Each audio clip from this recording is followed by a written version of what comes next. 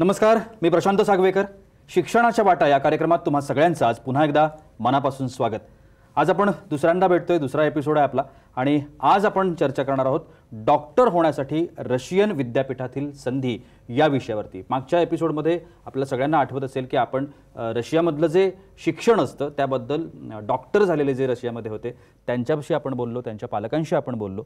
आज आपण बोलणार आहोत एका मुलीशी, कारण ती सुद्धा तिथूनच डॉक्टर झालेली आहे आणि मुलींसाठी या ज्या एज्युकेशनल युनिव्हर्सिटीज आहेत, मेडिकल युनिव्हर्सिटीज आहेत, ती कशा पद्धतीनं सेफ आहे आणि त्या ठिकाणी जाऊन कशा पद्धतीनं मुलीसुद्धा MBBS होत आहेत, डॉक्टर होत आहेत आणि त्या आपल्या भारतात घेऊन पुन्हा एकदा इथली जी सेवा आहे, इथल्या रुग्णांची सेवा आहे ते करत आहेत. माझ्यासोबत आज आहे डॉक्टर रेणुका मुंडलिक, ज्या स्वतः रशियामध्ये गेल्या होत्या आणि त्यांनी तिथं आपलं हे एज्युकेशन पूर्ण केलं.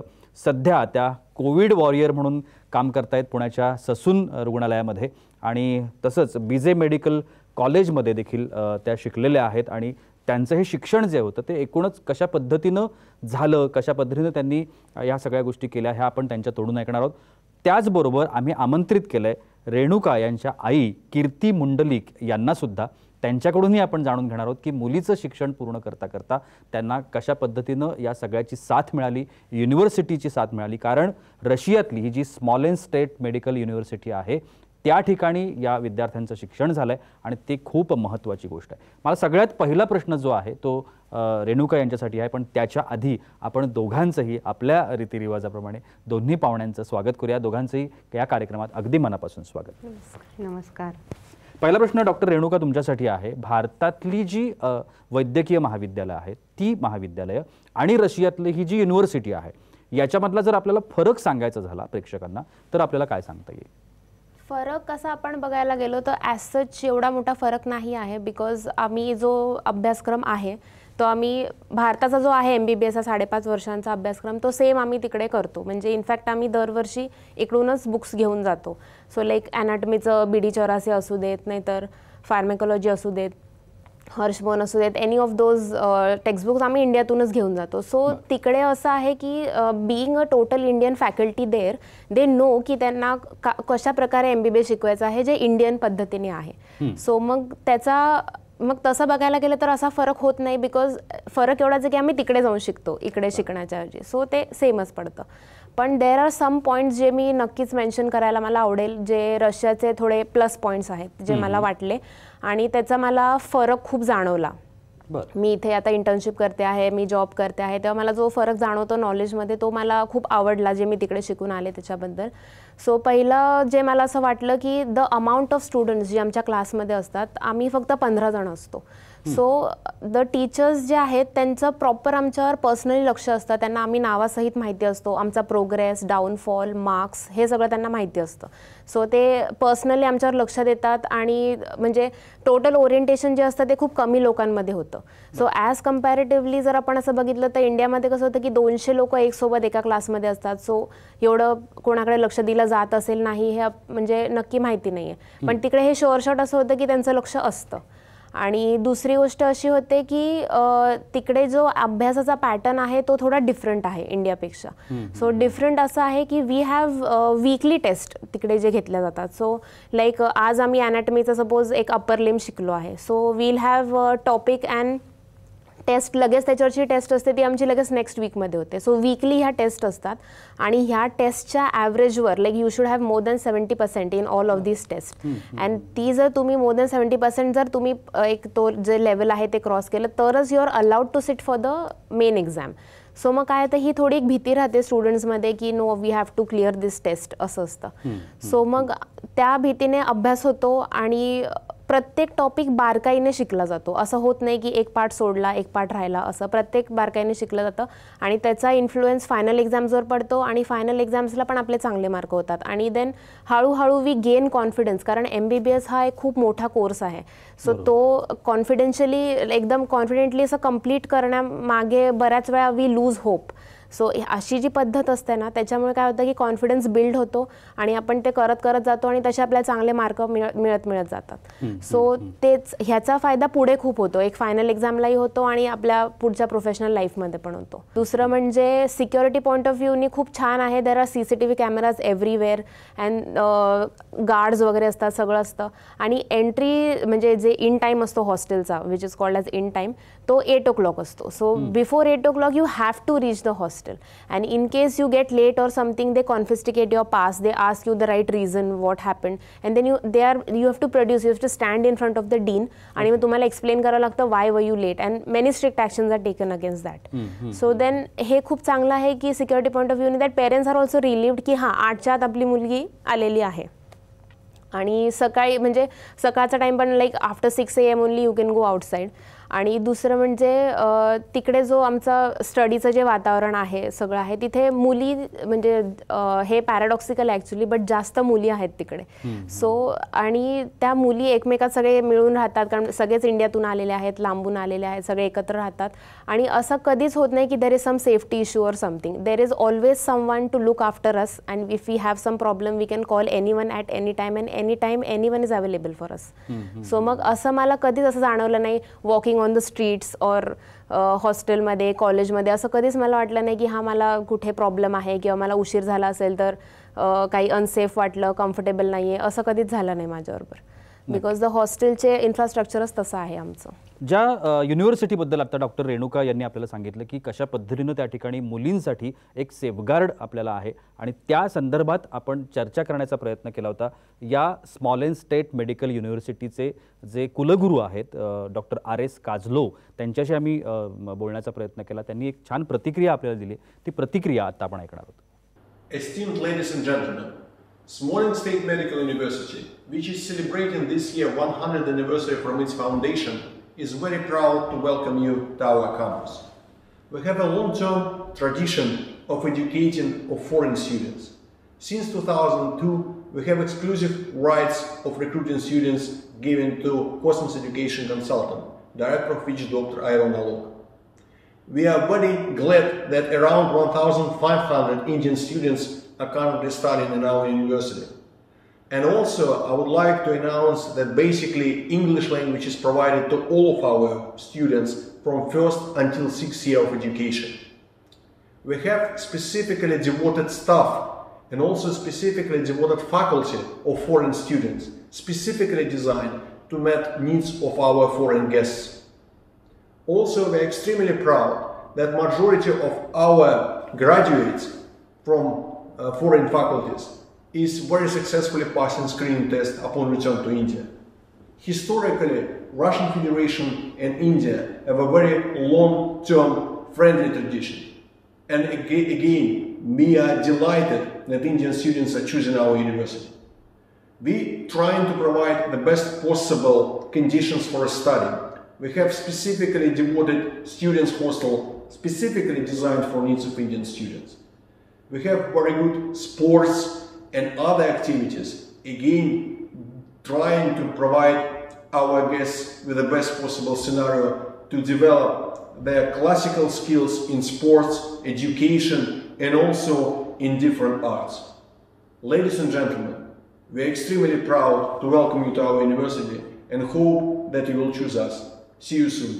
स्मॉलेन्स स्टेट मेडिकल युनिव्हर्सिटीचे हे कुलगुरू होते ज्यांनी आपल्याला ही छान अशी प्रतिक्रिया दिली. माझा पुढचा प्रश्न कीर्ती मुंडलिक यांच्यासाठी आहे, ज्या डॉक्टर रेणुका यांच्या आई आहेत.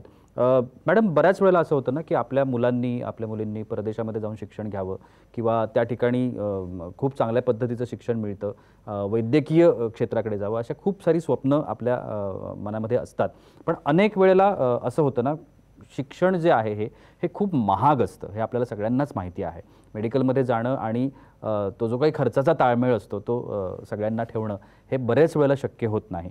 पण रशियातलं जे हे सगळं शिक्षण आहे, या शिक्षणाबाबतचा तुमचा अनुभव काय एक पालक म्हणून? हो, तुलनेने रशियामधलं शिक्षण हे फार स्वस्त म्हणता येईल. कारण रशियामध्ये ज्यावेळेला माझ्या मुलीला ॲडमिशन घ्यायचं म्हणजे तिला आधी पहिल्यांदा MBBS करायचं असं ठरलं, त्यावेळेला मी असा विचार करत होते की आपण आधी भारतात तिचा प्रयत्न करूया. म्हणजे त्या ज्या प्रोसेस होत्या भारतामध्ये आफ्टर 12th नीट वगैरे आणि त्या सगळ्या, त्या प्रोसेस चालूच होत्या मीनवाईल. आणि सायमल्टेनियसली मी रशियाचं सुद्धा थोडासा स्टडी करत होते, कारण माझ्या एका मैत्रिणीची मुलगी रशियाला गेलेली होती. तर मला असं सारखं वाटत होतं की आपणही, म्हणजे त्यावेळेला मला असं वाटत होतं की जस्ट तिचं एक मला कौतुक वाटायचं की बघा ही मुलगी एवढ्या लांब गेली, ती हिच्या 2 वर्ष पुढे आधी गेलेली होती. त्याच्यामुळे मग मला असं कौतुक वाटायचं, म्हणून मी जस्ट मैत्रिणीला विचारायचे. तर मैत्रीण मला खूप भरभरून त्या युनिव्हर्सिटीबद्दल मला एक कुतूहलही होतं. स्मॉलेन्स्क स्टेट मेडिकल युनिव्हर्सिटी, रशियातलं शिक्षण, असं मी एक विचार करायचे, तिला विचारायचे. अनाहूतपणे मी तिच्याकडून खूप माहिती घेऊन घेतली की मला मिळाली म्हणजे ती माहिती. आणि जेव्हा रेणुकाची वेळ आली आणि तिच्या प्रोसेस चालू झाल्या, त्यावेळेला ती म्हणायला लागली, म्हणजे जेव्हा असं काही दिसायला लागलं आता इंडियामध्ये जर खाजगी म्हणजे गव्हर्मेंट कॉलेज सोडले तर खाजगी कॉलेजची फी खूप आहे मेडिकलची. त्याच्यामुळे मला असं सारखं वाटायचं की हिला डोनेशन देऊन, तर मला असं खूप वाटत होतं की माझ्या मुलीला मला डोनेशन देऊन शिकवायचं नाही आहे, आणि तिची एक कॅपॅसिटी मला माहिती होती की ती करू शकते. तर मला असं सारखं वाटायचं. मग ज्या वेळेला इंडियातले होप्स संपले, आपल्या भारतामधले होप्स संपले, त्यावेळेला मला माझ्या मैत्रिणीकडून मी घेतलेली माहिती खूप कामाला आली. आणि मी पुन्हा मैत्रिणीकडे गेले आणि स्मॉलेन्स्क स्टेट मेडिकल युनिव्हर्सिटीबद्दल मी तिच्याकडे आणखी खोलवर चौकशी करायला सुरुवात केली. त्यावेळेला मला तिथे इतक्या जमेच्या बाजू दिसल्या की मला असं वाटलं की आता मुलीला रशियालाच पाठवायचं म्हणून. खूप छान पद्धतीची संधीही तुम्हाला त्या ठिकाणी मिळाली आणि तुमची मुलगी आज डॉक्टर होऊन तुमच्या घरी परतलेली आहे. तुमचं खरंच अभिनंदन. खूप सारे प्रश्न आहेत मनामध्ये, ते विचारायचे आहेत, पण तुर्तास वेळ होता एका छोट्याशा विश्रांतीची. कुठे जाऊ नका, पाहत राहा शिक्षणाच्या वाटा.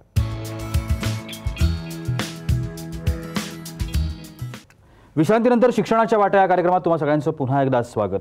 डॉक्टर होण्यासाठी रशियन विद्यापीठातल्या संधी या विषयावरती आपण चर्चा करतोय. डॉक्टर रेणुका मुंडलिक आणि त्यांची आई कीर्ती मुंडलिक आपल्या या कार्यक्रमामध्ये सहभागी झालेत. डॉक्टर, तुम्हाला पुढचा जो प्रश्न आहे की रशियामध्ये डॉक्टर होण्यासाठीची जी प्रोसेस आहे ती अनेक वेळेला आपल्याला माहिती नसते, किंवा अनेक वेळेला हाईड असते म्हणा, किंवा अनेक वेळेला इथली जी मुलं जाऊ इच्छितात त्यांना त्याविषयीची कल्पना नसते. तर नेमकी ही जी प्रोसेस आहे ती प्रोसेस कशी आहे? रशियामध्ये जी ॲडमिशनची प्रोसेस आहे ती सिम्पल आहे, आणि त्याच्यामध्ये जी काही इन्फॉर्मेशन हवी आहे ती त्यांच्या साईटवर अवेलेबल असते. ती साईट आहे www.sgmu.info. आणि पुढची जी काही प्रोसेस असते की तुम्हाला जे डॉक्युमेंटेशन सबमिट वगैरे करायचे असतात, ते सगळं जी रिस्पॉन्सिबिलिटी आहे ती तिकडच्या स्टुडंट्सकडे दिलेली आहे, जे तिकडे शिकून आले आहेत आणि ज्यांच्या पालकांना त्याबद्दल सगळी माहिती आहे. अशा सेंटर्सकडे ते सगळं आहे. सो तुम्ही त्यांच्याकडे जाऊन पुढची सगळी इन्फॉर्मेशन घेऊ शकता. सो ह्याचा प्लस पॉईंट असा होता की हे कोणत्याही एजंटकडे नाही आहे, कोणत्याही कंपनीकडे नाही आहे. सो तुम्हाला जो काही अनुभव त्यांनी केला तो ते त्यांच्या शब्दात तुम्हाला सांगतात, आणि जे काही असेल ते सांगतात. सो कुठेही फसवा ह्या प्रकार तिथे होत नाही. आणि त्याच्यानंतर जे आहे त्याच्यामध्ये ॲडमिशनची प्रोसेस आहे, त्याच्यामध्ये जे क्रायटेरिया आहेत ते आहेत की 12वीमध्ये तुम्हाला 50% जास्त मार्क पाहिजे. नीट जे आहे, जी एक्झाम आहे नीट, ती क्वालिफाईड पाहिजे क्वालिफिकेशन क्रायटेरियाच्या पुढे.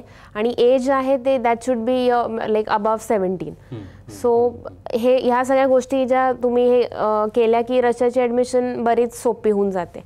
आणि त्याच्या पुढच्या ज्या गोष्टी आहे, विजा, डॉक्युमेंटेशन वगैरे, ते सगळं कोणतंही म्हणजे आपल्याकडे काही नसतं. सो त्याच्यात असं टेन्शन कधी येत नाही की आपण आता फॉरेनला कसं जायचं, कसं करायचं, काय करायचं. सगळं जे आहे ते कॉस्मॉस एज्युकेशनल कन्सल्टंट्स म्हणून आहेत, त्यांच्या अंडर हे सगळे प्रोसेस कंप्लीट होते.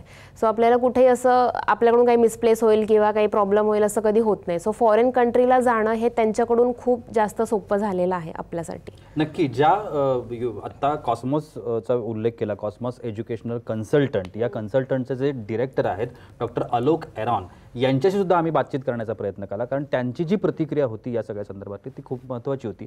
त्यांनी काय सांगितलंय ते आपण ऐकूया. Dear Indian students and parents, a warm namaste from Smolensk State Medical University, Smolensk, Russia. My name is Dr. Alok Eran. I am Director of Cosmos Education Consultants and Foreign Advisor to Chancellor of Smolensk State Medical University. मैं आपके साथ हिंदी में बात करना चाहूँगा. सन 2002 से स्मॉलेन्स्क state medical university में Cosmos education consultants के द्वारा Indian students का एडमिशन दिया जा रहा है, और इन पिछले 18 सालों में 3000 से ज़्यादा इंडियन स्टूडेंट्स को स्मॉलेन्स्क स्टेट मेडिकल यूनिवर्सिटी में एडमिशन मिला है, और इसमें से करीब 2000 इंडियन स्टूडेंट्स यहाँ से डॉक्टर्स बनकर निकले हैं। यहाँ से निकले हुए डॉक्टर्स, इंडियन डॉक्टर्स, पूरी दुनिया के करीब करीब सभी देशों में फैल चुके हैं और हमारा नाम रोशन कर रहे हैं। इसके अलावा यहाँ से हमारे जो ग्रेजुएट्स इंडिया गए हैं उन्होंने भी हमारा सिर गर्व से ऊपर किया है, क्योंकि जो स्क्रीनिंग टेस्ट का पासिंग परसेंटेज है स्मॉल स्टेट मेडिकल यूनिवर्सिटी का, उसका कोई कंपटीशन नहीं है, क्योंकि स्मॉल स्टेट मेडिकल यूनिवर्सिटी के ग्रेजुएट्स 92% पासिंग परसेंटेज दे रहे हैं फर्स्ट अटेम्प्ट में इंडिया के स्क्रीनिंग टेस्ट में। ये कंपैरेटिवली देखा जाना चाहिए। सो दूसरे जो मेडिकल यूनिवर्सिटीज़ हैं वहाँ से पास करके आने वाले स्टूडेंट्स 23-24% से ज़्यादा रिजल्ट नहीं दे पा रहे। इस साल 2020 में हमारी मेडिकल यूनिवर्सिटी के 100 साल पूरे हुए। ये मेडिकल यूनिवर्सिटी 1920 में बनी थी और इस साल 100 साल पूरा होने के उपलक्ष्य में इस साल जिन भी इंडिया के बच्चों को एडमिशन इस मेडिकल यूनिवर्सिटी में मिल रहा है उन सभी की फीस में $500 की सब्सिडी देना अनाउंस हुआ है। इसके अलावा यहाँ पर इस समय स्मॉल स्टेट मेडिकल यूनिवर्सिटी में इंडिया के करीब 1350 इंडियन बच्चे पढ़ रहे हैं। उनमें से कुछ 600 इंडियन बच्चियां हैं, लड़कियां हैं। स्मॉल स्टेट मेडिकल यूनिवर्सिटी में 3 हॉस्टल्स हैं जो सिर्फ इंडिया के बच्चों के लिए हैं। उनमें से गर्ल्स हॉस्टल अलग है, बॉयज हॉस्टल अलग है। इसके अलावा एक इंडियन मेस हमारे कैंपस में काम कर रही है, जिसमें कि 3 इंडियन कुक्स काम कर रहे हैं। इसमें सिर्फ इंडियन बच्चों के लिए खाना बनता है और 2 तरह की ये मेस काम कर रही है, प्योर वेजिटेरियन मेस और non vegetarian mess. Small state medical university में पढ़ाई का ड्यूरेशन 6 साल है और सभी 6 सालों में पढ़ाई का जो मीडियम ऑफ इंस्ट्रक्शन है वो है इंग्लिश मीडियम। मतलब सभी 6 सालों में इंग्लिश मीडियम में यहाँ पर पढ़ाई होती है।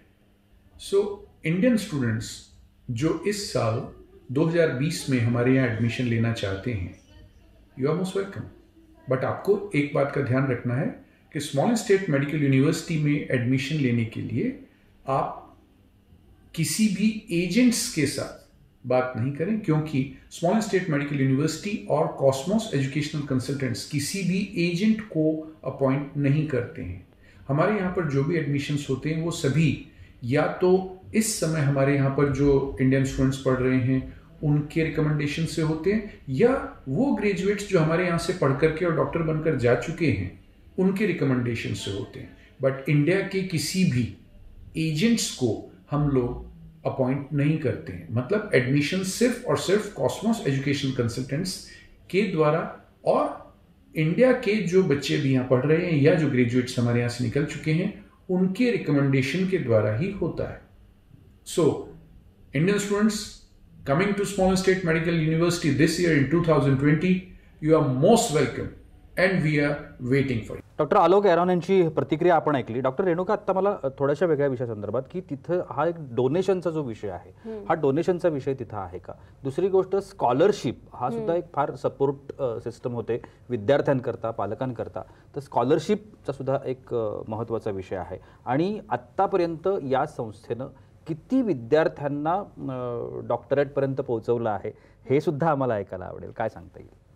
आता ह्याच्यात एक ॲक्च्युली अभिमानाची गोष्ट आहे की 550 ते 600 मुली आजपर्यंत तिथून पासआउट झालेल्या आहेत ॲज सक्सेसफुल डॉक्टर्स आणि ते त्यांचे करिअर्स परस्यू करत आहेत even in foreign countries, even in India as proper doctors. आणि जी फीजचं आपण बोलतो की जेवढे काही फीज असतील 4 lakhs 4.5 lakhs, तर काय होतं ते रिकवर करण्याचा पुरेपूर संधी आपल्याला युनिव्हर्सिटी देते की एक स्कॉलरशिप जी आहे ती डॉक्टर आलोक एरॉन सर जे आहेत त्यांच्या आईच्या स्मृतीने त्यांनी ती स्कॉलरशिप ठेवलेली आहे।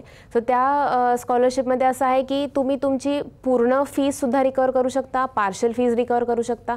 सो तुम्ही तुमचं टॅलेंट दाखवलं की तुम्हाला तेवढी स्कॉलरशिप गेन होते आणि एक प्रॉपर सपोर्ट तुम्ही करू शकता फीजबाबत। आणि डोनेशन म्हणजे हीच सर्वात मेन गोष्ट आहे की डोनेशन हा प्रकार रशियामध्ये नाही आहे. जी काही फीज आहे ती ऑन पेपर आणि ऑन साईड दिलेली असते आणि तीच फी तशीच राहते, ती कधीच चेंज होत नाही किंवा त्याच्यामध्ये काही ॲड करा, असं करा, तसं करा, असं कधीच होत नाही.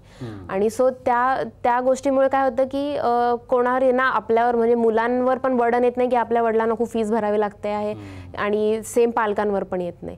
आणि दुसरी एक खूप छान गोष्ट म्हणजे रशियामध्ये रॅगिंग हा प्रकार बिलकुल नाही आहे, अजिबात नाही आहे. बिकॉज सगळे लोक इंडियातून आपलं घर सोडून लांब आलेले असतात, सगळे एकत्र मिळून मिसळून राहतात, कधीच कोणी कोणाला त्रास देत नाही, हेल्प करतात सगळे एकमेकांना. बरं डॉक्टर रेणुका, आत्ता याच्यातला आणखीन एक महत्त्वाचा मुद्दा येतो. भारतातून जेव्हा विद्यार्थी शिक्षणासाठी त्या ठिकाणी जातात, शिक्षण पूर्ण केल्यानंतर ते जेव्हा भारतात परत येतात तेव्हा ती जी मेडिकल प्रॅक्टिस आहे, जे ते शिकलेत, ती त्यांना भारतामध्ये करता येते का किंवा त्याच्यासाठी वेगळं काही त्यांना करावं लागतं का? आणि दुसरं म्हणजे PG साठी भारतात त्यांना प्रवेश घेता येतो का? कारण हे दोन मुद्दे खूप महत्त्वाचे आहेत. हो हो नक्कीच. म्हणजे मी हा पूर्ण स्टडी करूनच गेलेले होते रशियाला जाताना की मला पुढे कसं करायचं आहे, काय करायचं यानुसार. बिकॉज ही युनिव्हर्सिटी जी आहे ती WHO रेकग्नाइज्ड आहे, MCI रेकग्नाइज्ड आहे. सो इंडियामध्ये यायचं असेल किंवा बाहेर जाऊन PG करायचं असेल कधीच त्याचा प्रॉब्लेम येत नाही. इंडियामध्ये येण्याची जी प्रोसेस आहे तर एक MCI स्क्रीनिंग म्हणून एक्झाम असते जी आपल्या डिग्रीच्या विदिन 6 मंथ्स असते आणि ती एक्झाम पास केल्यानंतर तुम्हाला जे रजिस्ट्रेशन असतं, प्रोव्हिजनल रजिस्ट्रेशन मिळतं आणि मग तुम्ही इंटर्नशिप पुढे परस्यू करू शकता आणि then go ahead with your career असं असतं. आणि त्या एक्झामचं एक विशेषतः मला सांगावं वाटेल की ती जी एक्झाम आहे ती जी पास केल्यानंतर आपल्यामध्ये ती ऑल इंडिया एक्झाम आहे which is PG level. So त्याचा अभ्यास केल्यामध्ये 80% अभ्यास PGचा कव्हर होऊन जातो. सो जेव्हा आपल्याला पुढच्या वर्षी लगेच PGची एक्झाम द्यायची असेल ना, सो त्याच्यामध्ये बर्डन येत नाही आणि ती एक्झाम खूप लवकर मुलं क्रॅक करतात. FMGची जी मुलं असतात जी ही एक्झाम देतात ते खूप लवकर PG एक्झाम्स क्रॅक करतात बिकॉज त्यांनी ही ऑलरेडी ही एक्झाम दिलेली असते. सो ती exam not so tough but not so easy अशी आहे. सो ती एक्झाम एकदा क्लिअर केली की all of the paths are open wherever you go. ज्यांना आत्ता रशियामध्ये जायचं आहे किंवा स्मॉलेन्समध्ये जाऊन ॲडमिशन घ्यायचं आहे त्यांच्यासाठी खूप महत्त्वाची माहिती होती असं आपल्याला म्हणायला हरकत नाही. तुम्हा दोघींचे खूप खूप आभार. तुम्ही आमच्या कार्यक्रमात सहभागी झालात आणि एवढी छान माहिती आमच्या प्रेक्षकांना दिलीत त्यासाठी अगदी मनापासून आभार. नमस्कार. आणि याबरोबरच वेळ होते इथे थांबण्याची, कुठेही जाऊ नका, पाहत रहा साम TV.